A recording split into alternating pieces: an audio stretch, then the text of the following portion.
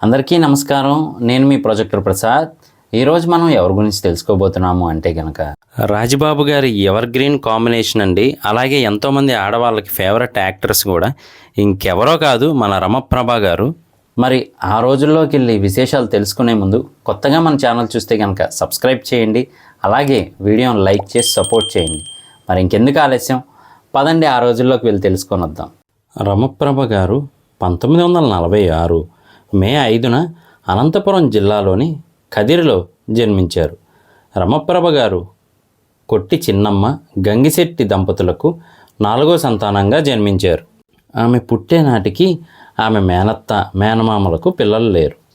అందువల్ల రమప్రభ గారు నెల రోజుల పసికందుగా ఉన్నప్పుడు మాకిచ్చేయరాదా, పెంచుకుంటాము అని మేనత్త, మేనమామ అడుగగా తల్లిదండ్రులు దత్తత ఇచ్చేశారు. మేనమామ కృష్ణదాస్ ముఖర్జీ అబ్రకం గనుల్లో పనిచేసేవారు. రమప్రభ గారి బాల్యం కదిరిలో కొంతకాలం, ఆ తరువాత ఊటీ సమీపంలోని లోయలో సాగింది. ఒక్కగానొక్క పెంపుడు కూతురు కాబట్టి తనను గారాబంగా పెంచారు. కానీ అనుకున్నవన్నీ అనుకున్నట్టు అవ్వవు కదండి. రమప్రభ గారు 12 ఏళ్ల వయసు వచ్చేసరికి పెంపుడు తండ్రి చనిపోయారు. వ్యవసాయ కూలీ అయిన తండ్రి 13 మంది సంతానంతో వారిని సాకలేక సతమతమవుతూ కూలీ పని లేనప్పుడు ఇంట్లోనే గాజులు అమ్ముతూ ఉండేవారు పెంపకం కోసం. అలాంటి పరిస్థితుల్లో రమప్రభ గారిని వాళ్ళ మేనత్త గారు ఇంటికి తీసుకొని వచ్చారు. అది చూసిన తర్వాత అక్కడ వారు పడే ఇబ్బందులు చూసి మళ్ళీ మేనత్త, రమప్రభ గారు కలిసి మద్రాసు చేరుకున్నారు. ఒకవైపు చదువు లేదు, ఇంకొక వైపు డబ్బు లేదు. తినడానికి తిండి లేక చాలా ఇబ్బందులు పడ్డారు వారి మేనత్త రమప్రభ గారు. ఏదో ఒక పని దొరకపోతుందా అని తిండి లేక వీధుల వెంట పని కోసం తిరిగిన దారుణమైన రోజులు కూడా చూశారు మన రమప్రభ గారు. రమప్రభ గారికి అంతకుముందు కొంచెం తమిళం వచ్చినప్పటికీ మద్రాసు వచ్చేయడం వల్ల పూర్తిగా తమిళం మాట్లాడగలిగేవారు. అయితే మనకి ఆ రోజుల్లో ఎక్కువగా మద్రాసులో నాటకాల కంపెనీలు ఉండేవన్నమాట.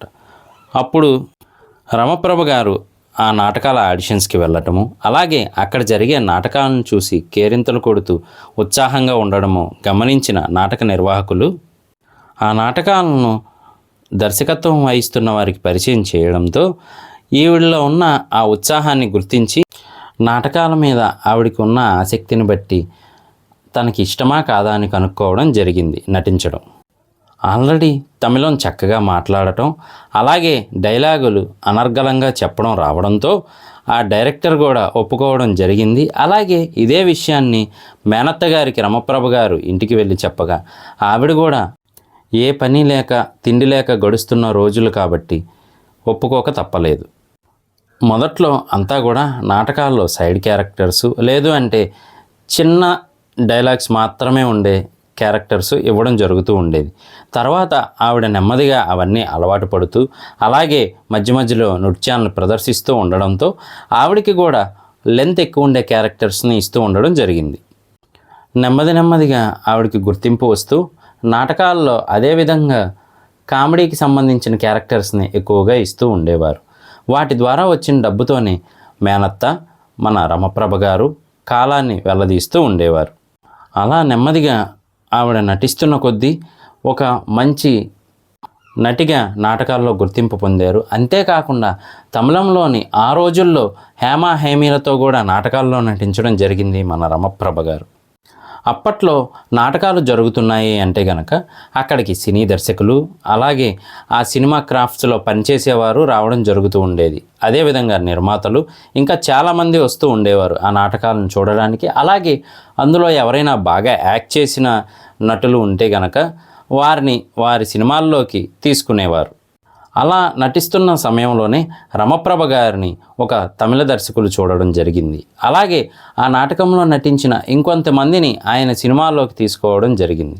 కాకపోతే ఇక్కడ రమప్రభ గారికి వచ్చిన క్యారెక్టర్ అంత పెద్దది కాదు, అలాగే ఆవిడకి గుర్తింపు ఉండే క్యారెక్టర్ కూడా కాదు. ఏదో ఫ్రెండ్ క్యారెక్టర్ మాత్రమే హీరోయిన్కి. ఆ తమిళ సినిమా ఇంకేదో కాదండి, సర్వర్ సుందరం. ఆ సినిమాలో నటించినప్పటికీ మన రమప్రభ గారికి అంతగా గుర్తింపు రాలేదు. అలాగే ఆ సినిమా తర్వాత ఆవిడికి అంతగా అవకాశాలు కూడా రాలేదని చెప్పాలి. అలా మళ్ళీ తిరిగి నాటకాలు వేస్తూ ఉండగా కొన్నాళ్ళకి ఇంకో 2 తమిళ సినిమాల్లో ఆవిడికి చిన్న చిన్న క్యారెక్టర్స్ రావడం జరిగింది. అలాంటి సమయంలోనే మన తెలుగు దర్శకులైన ప్రత్యేగాత్మ గారు రమప్రభ గారిని ఒక నాటకంలో నటిస్తుండగా చూడడం జరిగింది. మనం ఇంతకుముందు చెప్పుకున్నట్లుగానే ఆవిడ ఎక్కువగా కామెడీ ఓరియంటెడ్ క్యారెక్టర్స్ చేస్తూ ఉండేవారు నాటకాల్లో కూడా. సో అలా ఆయన దృష్టిలో పడడం జరిగింది. ఎవరు ఈవిడ ఇంత చక్కగా హాస్యాన్ని పండిస్తుంది అని చెప్పి ఆయన దృష్టిని ఆవిడ వైపు పెట్టేలా చేసుకున్నారు మన రమప్రభ గారు. అందులోనూ ఆయన సినిమాలో కూడా కావాల్సింది అలాంటి క్యారెక్టరే. సో పద్మనాభం గారికి జతగా ఈవిడ్ని ఆలోచించుకోవడం జరిగింది. అప్పుడు ఆయన రమప్రభ గారిని ఇలా ఒక క్యారెక్టర్ ఉందమ్మా, నువ్వు నటిస్తావా అని అడిగితే ఆవిడ నటిస్తానండి, కానీ నాకు తెలుగు అంతగా రాదు అని తమిళంలో చెప్పడం జరిగింది. అప్పుడు ఆయన ఆవిడికి ధైర్యం చెప్పడం జరిగింది. నీకు ఇలా కొంచెం కొంచెం తెలుగు వచ్చినా పర్లేదు, నేను దాన్ని ఏదో రకంగా మేనేజ్ చేస్తానమ్మా అని చెప్పి హామీ ఇవ్వడం జరిగింది. మరి ఆ సినిమా ఇంకేదో కాదండి, చిలకా గోరింక. ఆ సినిమాలో పద్మనాభం గారికి జతగా నటించారు మన రమప్రభ గారు. అప్పటికే ఆయన బాగా పేరు ఉన్న కమెడియన్ కావడంతో ఆయన పక్కన ఇంకా తేలికగా నటించారు మన రమప్రభ గారు.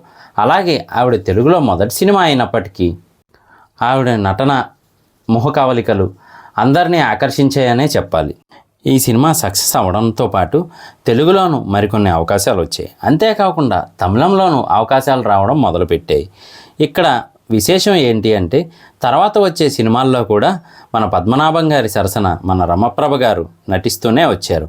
వీరిద్దరిది హిట్ పేరుగా కూడా పేరు వచ్చింది. ఆ తరువాత నెమ్మదిగా దర్శకులందరూ ఈవిని గుర్తించడం జరిగింది. అంతేకాక బొమ్మ బొరుసు అనే సినిమాలో మొట్టమొదటిసారిగా మన కమెడియన్ రాజబాబు గారి సరసన రమప్రభ గారు నటించడం జరిగింది. ఏ ముహూర్తాన నటించారో కానీ అప్పటి నుంచి వారిద్దరూ హిట్ పేరుగా నిలిచారు. కామెడీ హిట్ పేరు ఏదైనా ఉంది అంటే అప్పట్లో రాజబాబు గారు, రమప్రభ గారు అనడం మొదలుపెట్టారు అందరూ. ఓన్లీ రాజబాబు గారు, పద్మనాభం గారితోనే కాక తర్వాత మిగతా యాక్టర్స్తో కూడా నటించడం మొదలుపెట్టారు.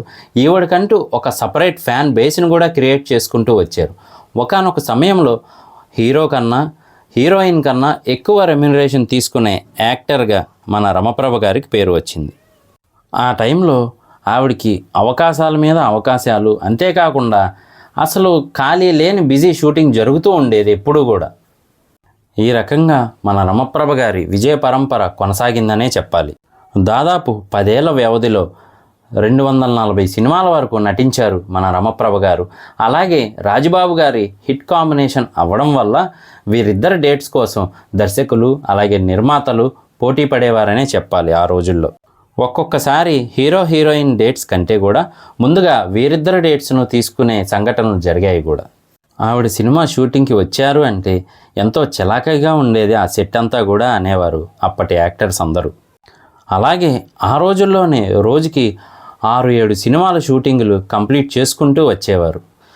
ఏ సినిమా కంప్లీట్ అయినా కానీ అందులో రమప్రభ గారి క్యారెక్టర్ ఎక్కడా అని వెతుక్కునే అంతగా అయితే ఉండేవారు. అలాగే ఎస్వి రంగారావు గారు, రాజబాబు గారు, మన రాజసులోచన గారు, సావిత్రి గారు అందరికీ ఈవిడంటే ఎంతో ఇష్టం.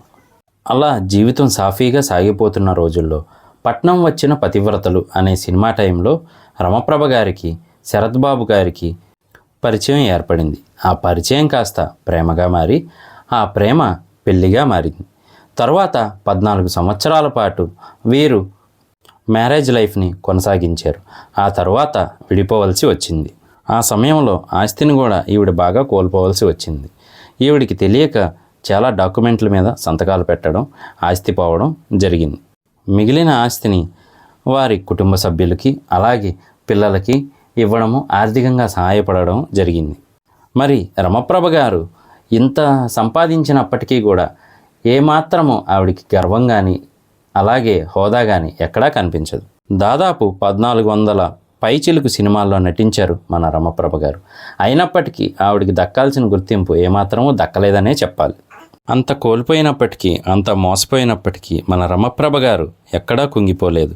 ఆ తర్వాత అవకాశాలు వరుసపెట్టి వస్తూనే ఉన్నాయి. ఒక విధంగా చెప్పాలంటే ఆవిడ కూడా అవకాశాల కోసం మళ్ళీ ట్రై చేశారనే చెప్పాలి. అప్పటి నుంచి ఆవిడకి అవకాశాలు వెల్లువెత్తాయి. అలనాటి అగ్రకథా నాయకుల నుంచి నేటి స్టార్ హీరోల వరకు అందరితోనూ నటించారనే చెప్పాలి మన రమప్రభ గారు. ఒకానొక టైంలో ఆర్థిక ఇబ్బందులను ఎదుర్కొంటున్న సమయంలో మన పూరి జగన్నాథ్ గారు ఆవిడకి ఆర్థికంగా ఎంతో సహాయం చేశారు. ఆ విషయం మొదట్లో ఆవిడకి తెలియపోయినప్పటికీ ఆ విషయాన్ని తర్వాత తెలుసుకున్నారు మన రమప్రభ గారు. ఈ రంగుల ప్రపంచంలో ఎన్నో ఎత్తుల్ని పల్లాల్ని చూశారు మన రమప్రభ గారు. ఎవరైనా కష్టం అని ఇంటికి వస్తే వారికి సహాయం చేయడమే తప్ప ఏంటి దేనికి అనే వివరాలు తెలుసుకునే అలవాటు కూడా లేదు మన రమప్రభ గారికి. ఏది ఏమైనప్పటికీ కూడా చిన్నప్పటి నుంచి ఎన్నో కష్టాలు పడ్డా ఈ టైంలో శేష జీవితాన్ని హ్యాపీగా గడుపుతూ ఉన్నారు వాళ్ళ బంధువులతో. ఈ వీడియో మీకు నచ్చిందని అనుకుంటున్నాను. వీడియో మీకు నచ్చితే కనుక లైక్ చేయండి. అలాగే మన ఛానల్ సబ్స్క్రైబ్ చేయడం మర్చిపోకండి. ఈ వీడియోలో చెప్పిన వివరాలన్నీ కూడా మేము ఆన్లైన్ ద్వారా తీసుకోవడం మాత్రమే జరిగింది. అంతే తప్ప అప్పటి వ్యక్తులను కలవడం కానీ లేదా ఆ సంఘటనను చూడడం కానీ పరిస్థితుల్ని అనుభవించడం కానీ జరగలేదు. సో ఈ వీడియోలో అనే కాదు, మన ఛానల్లో ఇక ఏ వీడియోలో అయినా వివరాలు తప్పుగా చెప్పి ఉంటే కనుక క్షమించవలసిందిగా కోరుకుంటున్నాము. నేను మీ ప్రసాద్. మళ్ళీ నెక్స్ట్ వీడియోలో కలుస్తాను. Thank you.